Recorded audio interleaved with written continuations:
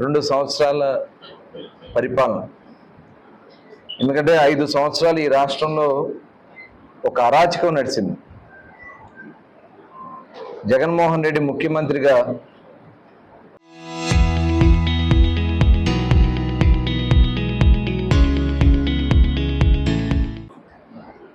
చేసినటువంటి కార్యక్రమాలు ప్రజలందరూ కూడా ఆ రోజున భయభ్రాంతులకు గురైపోయారు. 2024 ఎన్నికలు ప్రజలు స్వచ్ఛందంగా ఇవాళ 94% మ్యాండేట్ ఇచ్చారు.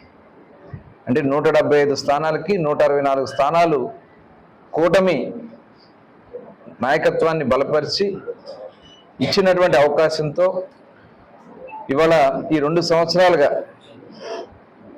అనేక కష్టాలు ఇబ్బందులు ఉన్నాయి. ఎందుకంటే జగన్మోహన్ రెడ్డి చేసినటువంటి విధ్వంసం వల్ల రాష్ట్ర ఆదాయం 2014లో విభజన జరిగినప్పుడు అనేక ఇబ్బందులు ఉంటే 5 సంవత్సరాలు చంద్రబాబు నాయుడు గారు కష్టంతో ఒక ట్రాక్లోకి తీసుకొస్తే 2019 నుంచి 24 పూర్తిగా విధ్వంసం అయిపోయింది. ఆదాయాలు లేవు. ఎవరు వచ్చి కనీసం రాష్ట్రం వైపు రావాలంటే భయపడే పరిస్థితులు ఉన్నాయి. వచ్చే ఆదాయం జీతాలకే సరిపోయే పరిస్థితి. 1,05,000 కోట్లు వస్తే దాదాపు 99% జీతాలకి పెన్షన్లకే అయిపోతాం. కానీ వాళ్ళు ఇచ్చినటువంటి ప్రతి హామీని కూడా నిలబెట్టుకుంటూ ఈరోజు ఏదైతే పేద ప్రజలకు ఇచ్చినటువంటి పేదలకు సేవలో పెన్షన్లు ఇచ్చాం. దాదాపు 64 లక్షల మందికి పెన్షన్లు ఇస్తున్నాం. దగ్గర సంవత్సరానికి 35,000 కోట్లు అవుతుంది. ఇప్పటికి దగ్గర 65,000 కోట్ల రూపాయలు పెన్షన్ రూపేణా ప్రజలకు అందించడం జరిగింది. అలాగే తల్లికి వందనం, ఎంతమంది పిల్లలు ఉంటే అంతమంది పిల్లలకి తల్లికి వందనం దగ్గర 10,000 కోట్ల రూపాయలు తల్లికి వందనం కింద చదువుకున్నటువంటి పిల్లల తల్లులకి అందరికీ అకౌంట్లు వేస్తా ఉన్నాం. అన్నదాత సుఖీభవ, రైతులకి కౌలు రైతులకు కూడా అన్నదాత సుఖీభవ ఇవాళ కేంద్రం ఇచ్చేది కాకుండా 20,000 రూపాయలు అన్నదాత సుఖీభవ కింద 6,000 కేంద్రం ఇస్తామంటే 14,000 రూపాయలు రాష్ట్ర ప్రభుత్వం ఇచ్చి అన్నదాత సుఖీభవ వేస్తా ఉన్నాం. ఉచిత బస్సు ప్రయాణం, ఇలా దాదాపు 90% మేము అందించగలిగాం. ఇన్ని కష్టాలు ఇబ్బందులు ఉన్నప్పుడు కూడా అభివృద్ధిలో కూడా ఇవాళ గుంతలో మయంలో ఉన్నటువంటి రోడ్లని మొత్తం కూడా గుంతలు లేకుండా చేసినటువంటి పరిస్థితులు కానీ, ఇరిగేషన్ ప్రాజెక్టులు ఆగిపోయినటువంటి పోలవరాన్ని కానీ, ఉత్తరాంధ్ర సుజల స్రవంతి కానీ, ఇవన్నీ కూడా కార్యక్రమాలు చేసుకుంటూ ముందుకెళ్తా. హంద్రీనీవా, కుప్పం వరకు కూడా ఇవాళ నీళ్లు అందించగలిగాం. పులివెందులకు కూడా నీళ్ళు ఇచ్చాం. ఈ రకంగా పరిశ్రమలు కూడా, ఎందుకంటే ఈ రాష్ట్రం వైపు రావాలని భయపడినటువంటి పరిస్థితుల నుంచి దాదాపు 24 రిఫార్మ్స్ చేశాం. కొత్త పాలసీలు ఇచ్చాం. దానివల్ల ఇవాళ భారతదేశం వచ్చినటువంటి ఇన్వెస్ట్మెంట్స్లో 25% ఇన్వెస్ట్మెంట్లు మన ఆంధ్ర రాష్ట్రానికి వచ్చినాయి. దానివల్ల 20 లక్షల మందికి ఎంప్లాయ్మెంట్ ఇవ్వాలనే లక్ష్యంతో ఇవాళ ముందుకెళ్తున్నాం. ఇవన్నీ ఒక పక్కన చేసుకుని వెళ్తూ ఇవన్నీ కూడా ప్రజలకి మరొకసారి, ఎందుకంటే అడుగడుగునా జగన్మోహన్ రెడ్డి విధ్వంసం సృష్టిస్తానే ఉన్నాడు. కులాల మధ్యన చిచ్చు పెట్టుతానే ఉన్నాడు. మతాల మధ్యన చిచ్చు పెట్టాలని ప్రయత్నం చేస్తా ఉన్నాడు. ఇవాళ ఏదైతే యువతకు ఉద్యోగ అవకాశాలు కల్పించాలని చెప్పి మెగా డిఎస్సి ముఖ్యమంత్రి గారు మొట్టమొదటి సంతకం మెగా డిఎస్సి మీదకి పెట్టాం. మెగా డిఎస్సి మీద 16,300 మందికి చాలా ట్రాన్స్పరెంట్గా సెలక్షన్ చేసి వాళ్ళకి ఉద్యోగాలు ఇచ్చి ఇవాళ వాళ్ళు జాబ్ చేస్తూ ఉంటే సంవత్సరం తర్వాత ఇప్పుడు ఒక అలజడి సృష్టించడానికి చేస్తున్నటువంటి కుట్ర. ఒకసారి 5 సంవత్సరాలు ఆయన చెప్పాడు, నేను వస్తే ప్రతి సంవత్సరం డిఎస్సి కండక్ట్ చేస్తా అన్నాడు. ఒక్క డిఎస్సి కండక్ట్ చేయలే. Job calendar January 1 job calendar అన్నాడు. ఒక్క ఉద్యోగం ఇవ్వలే. ఇవాళ కూటమి ప్రభుత్వం కట్టుబడి చేసినటువంటి కార్యక్రమాలకి చిచ్చు పెట్టే కార్యక్రమాలు చేస్తున్నారు. అంటే ఇవాళ ఎంతమంది మానసిక క్షోభకు గురవుతారు. ఇవాళ ఇంత ట్రాన్స్పరెంట్గా చేస్తే వాళ్ళ నాయకులు మాట్లాడతారు. ఒక ఆయన మాట్లాడతాడు, పేకాట ఆడే వాళ్ళకి కూడా ఉద్యోగాలు ఇచ్చారని. As per government of India ఇచ్చినటువంటి స్పోర్ట్స్ చార్ట్ ప్రకారం మాత్రమే సెలక్షన్స్ జరిగినాయి. ఇవాళ ఏంటంటే వాళ్ళు ఏదో ఒక రకంగా మనం చూస్తాం నంద్యాలలో రాజశేఖర రెడ్డి బొమ్మ వైసీపీ నాయకుడు తీసేసి అక్కడ అంటే విధ్వంసాలు సృష్టించాలని. గతంలో చూసాం రాజమండ్రిలో పాస్టర్ ప్రవీణ్ అతని యాక్సిడెంట్లో చనిపోతే అది మతాల మధ్యన పెట్టాలని. ఒక దుర్మార్గమైనటువంటి మనస్తత్వం ఉన్నటువంటి వ్యక్తి జగన్మోహన్ రెడ్డి. ఇవాళ విశాఖపట్నం స్టీల్ ప్లాంట్లో ప్రమాదం జరిగింది. ప్రమాదం జరిగిన వెంటనే గౌరవనీయులు నారా లోకేష్ గారు వెళ్ళారు, పవన్ కళ్యాణ్ గారు వెళ్ళారు. అక్కడ ఉన్నటువంటి ప్రజాప్రతినిధులందరూ కూడా అక్కడే ఉండి సహాయ చర్యల్లో పాల్గొనడం కూడా జరిగింది. ఇవాళ 3 రోజుల తర్వాత గుర్తొచ్చింది జగన్మోహన్ రెడ్డి గారికి. ఇవాళ వెళ్ళారు ఆయన. అసలు స్టీల్ ప్లాంట్ గురించి మాట్లాడే అర్హత వైసీపీ నాయకులకు ఉందా అని చెప్పి నేను అడుగుతాను. ఆ స్టీల్ ప్లాంట్ని అమ్మేయాలని ప్రయత్నం చేశారని చెప్పి సాక్షాత్తు ఎల్వి సుబ్రహ్మణ్యం గారు ఆ రోజున చీఫ్ సెక్రటరీగా ఉన్నటువంటి ఎల్వి సుబ్రహ్మణ్యం గారు చెప్పింది వాస్తవం కాదా? కేంద్రంతో కనీసం ఒక్కసారి కూడా చర్చించకుండా అమ్మేయాలని ప్రయత్నం చేసినటువంటి వ్యక్తి జగన్మోహన్ రెడ్డి. కానీ ఇవాళ స్టీల్ ప్లాంట్ నిలబెట్టి మళ్ళీ కేంద్రం నుంచి నిధులు తీసుకొచ్చి దాన్ని ముందుకు తీసుకెళ్తా ఉంటే ఈ ప్రమాదాన్ని కూడా రాజకీయం చేయాలని ప్రయత్నం చేస్తున్నటువంటి దుర్మార్గమైనటువంటి మనస్తత్వం ఉన్నటువంటి వ్యక్తులు మరి ప్రజలందరూ కూడా గమనిస్తూ ఉన్నారు. ఇటువంటి ఒక అరాచక శక్తుల్ని ఖచ్చితంగా, ఎందుకంటే వాళ్ళు మాట్లాడుతూ ఉన్నాడు వెన్నుపోటుకి వాళ్ళు కూడా యాత్ర అంటాడు. 2 సంవత్సరాలు వెన్నుపోటు పొడిచింది ఎవరైనా జగన్మోహన్ రెడ్డి కాదు, ఈ రాష్ట్రాన్ని వెన్నుపోటు పొడిచింది. లేకపోతే ఎన్నికల్లో పోటీ చేయను అన్నాడు. మహిళలకు పొడిచింది జగన్మోహన్ రెడ్డి కాదా? డిఎస్సి కండక్ట్ చేస్తానని, ఉద్యోగాలు ఇప్పిస్తానని చెప్పి అది వెన్నుపోటు కాదా?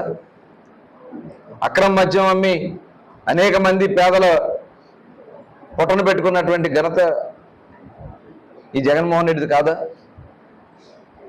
ఇవాళ ఇచ్చినటువంటి ప్రతి హామీని కూడా తొంగలో తొక్కి ఇవాళ కొత్త డ్రామాలు ఆడటానికి బయలుదేరుతా ఉన్నాడు. అందుకనే ఈరోజు కూటమి నాయకులు అందరం కూడా కలిసి 2 సంవత్సరాలుగా ఇన్ని కష్టాలు ఇబ్బందులను ఈ రాష్ట్రాన్ని ముందుకు తీసుకెళ్లామో ప్రజలకు వివరించే కార్యక్రమాన్ని ఇవాళ చేపడుతున్నాం. ఖచ్చితంగా ఈ రాష్ట్రాన్ని రాబోయే 3 సంవత్సరాల్లో ఇవాళ కేంద్రం కూడా కేబినెట్లో ఇవాళ ప్రకటన చేయడం జరిగింది. ఆంధ్ర రాష్ట్రానికి మరి అమరావతిలో మొట్టమొదటి GPRA project, general pool residential accommodation 15 టవర్లని కేంద్రం అనౌన్స్ చేశారు. 1504 ఫ్లాట్స్, మొత్తం టోటల్ అండర్ గ్రౌండ్ పార్కింగ్తోనే ప్రపంచంలోనే ఒక మేటి ప్రాజెక్ట్ని ఇక్కడ అమరావతికి శాంక్షన్ చేయడం జరిగింది. అలాగే మొత్తం 1299 కోట్లతో ఒకే కేంద్ర ప్రభుత్వానికి సంబంధించినటువంటి సంస్థలన్నీ కూడా కలిపి ఒకే కాంప్లెక్స్లో తీసుకురావడానికి ప్రకటన చేయడం కూడా చాలా శుభాభివందనాలు తెలియజేస్తా ఉన్నాం. ఈ 3 కూడా క్యాబినెట్లో ఈరోజు ప్రధానమంత్రి గారు అనౌన్స్ చేయడం, వారిని మనస్ఫూర్తిగా ధన్యవాదాలు తెలియజేసుకుంటా ఉన్నాం. గతంలో కేసుల కోసం మాత్రమే జగన్మోహన్ రెడ్డి కేంద్రం దగ్గరికి వెళ్ళేవాడు. కానీ ఈ కూటమి ప్రభుత్వం అటు చంద్రబాబు నాయుడు గారు కానీ, లోకేష్ గారు కానీ, పవన్ కళ్యాణ్ గారు కానీ నిరంతరం ఈ రాష్ట్ర అభివృద్ధి కోసం, ఈ రాష్ట్ర సంక్షేమం కోసం మాత్రమే పనిచేస్తాం. ఈ రాబోయే 3 సంవత్సరాలు కూడా మరిన్ని ప్రాజెక్టులు, కొత్త ప్రాజెక్టులు, ముఖ్యంగా రాయలసీమ ఏరియాలో ఇవాళ హంద్రీనేవా తీసుకొచ్చి కుప్పానికి నీళ్లు తీసుకెళ్ళగలిగాం. అలాగే గతంలో ఇక్కడ సమస్యలు వస్తే, మామిడి సమస్య వస్తే లాస్ట్ ఇయర్ 4 రూపాయల చొప్పున కేజీకి ఇచ్చి దగ్గర 189 కోట్లు, 183 కోట్ల రూపాయలు ఆ రోజున మామిడి పంటకు అందించడం కూడా జరిగింది. ఇవాళ ఎక్కడ ఏ సమస్య వచ్చినా అన్ని వర్గాలకి అండగా ఈ ప్రభుత్వం ఉంటా ఉంది. గతంలో పనిచేశారు ఇక్కడ ఉన్నటువంటి నాయకులు. అలీబాబా 40 దొంగల్లో ఫస్ట్ ఫేజ్లో ఉంటారు వీళ్ళే. జగన్మోహన్ రెడ్డి తర్వాత ఇక్కడ ఉన్నటువంటి ఈ జిల్లా మంత్రులు, ఎమ్మెల్యేలుగా పనిచేసినటువంటి వ్యక్తులు. ఇవాళ వాళ్ళు చేసినటువంటి దోపిడీ కానీ ఇవన్నీ కూడా చూసాం. మరి పెద్దిరెడ్డి గారు, ఇది చెప్పాలంటే ఆయన గురించి రెవెన్యూలో దోపిడీ, ఫారెస్ట్ ల్యాండ్ చూశారు కదా, పెద్ద బంగ్లా కట్టుకుని ఇవాళ వారు చేసినటువంటి స్కామ్స్ ఇవాళ అవన్నీ కూడా ఎంక్వైరీస్ జరుగుతూ ఉన్నాయి. అట్లాగే ఇక్కడ ఒక ఆవిడ ఉన్నారు, రోజమ్మ గారు. ఇంకా ఆవిడైతే ఆవిడదా ఆంధ్ర అని చెప్పి దోచుకున్నటువంటి దాని గురించి మాట్లాడరు. ఏదో డైవర్షన్ పాలిటిక్స్ చేయటానికి వీళ్ళందరినీ కూడా జగన్మోహన్ రెడ్డి వాడుకుంటున్నారు. అలాగే నారాయణ స్వామి గారు ఇక్కడ ఎక్సైజ్ మంత్రిగా పనిచేశారు. ఇవాళ అతిపెద్ద స్కామ్, భారతదేశంలోనే అతిపెద్ద స్కామ్, 3,500 కోట్ల రూపాయల అతిపెద్ద స్కామ్. ఇవాళ ఒక్కొక్కటి తవ్వుకుంటే వెళ్తుంటే సిట్ ఇవాళ అన్ని బయటకు వస్తూ ఉన్నాయి. ఒక పిఏ 1,500 కోట్ల రూపాయల పైన ఆస్తులు కలిగినటువంటి పరిస్థితి వచ్చిందంటే వాళ్ళ నాయకులు మాట్లాడతారు ఆయన మా పార్టీ మనిషి కాదని. అంటే పిఏగా ఆయన దగ్గర పనిచేస్తే, ముఖ్యమంత్రి గారి దగ్గర పిఏగా పనిచేసినటువంటి వ్యక్తి పేరు మీద అన్ని 100 కోట్ల ఆస్తులు ఉంటే ఆయన మా పార్టీ వ్యక్తి కాదని చెప్పి తప్పించుకునే ప్రయత్నం చేస్తామంటే ఇవాళ ఎలాంటి వ్యక్తులు ఈ రాష్ట్రాన్ని పరిపాలించారు, నాశనం చేశారో ఒకసారి ప్రజలందరూ కూడా గమనించాలని చెప్పి కోరుతాను. అలాగే ఇక్కడ మరి అన్నగారు రెడ్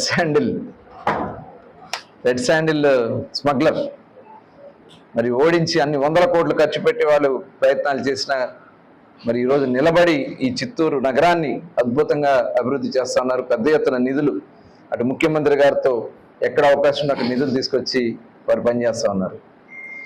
అట్లాగే మరి చెవిరెడ్డి గారి గురించి అయితే ఇంకా మనం ప్రత్యేకంగా చెప్పక్కర్లే. ఏదైతే టీటీడీకి ఇంకొక ఫండ్స్ డైవర్ట్ చేసుకున్నారు. ఇలాంటి క్రిమినల్స్ అందరూ కూడా జగన్మోహన్ రెడ్డి గొడుగు కింద ఉన్నారు.